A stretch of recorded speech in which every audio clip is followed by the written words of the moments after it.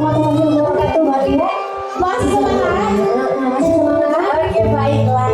Nah, karena kebetulan partner kami berdua, partner Kak Reola dan partner Tatan berhadir hadir, jadi kami sangat memberikan persembahan terbaik untuk udara dan menyala menunggu karena Bang Ipang ada sedikit halangan hadir, mungkin karena sedang tidak fit, jadi dia tadi menelpon Tatan kalau banyak tidak lama, dan padahal dia sangat ingin bertemu lagi dengan masyarakat umum, tapi mungkin di lain waktu.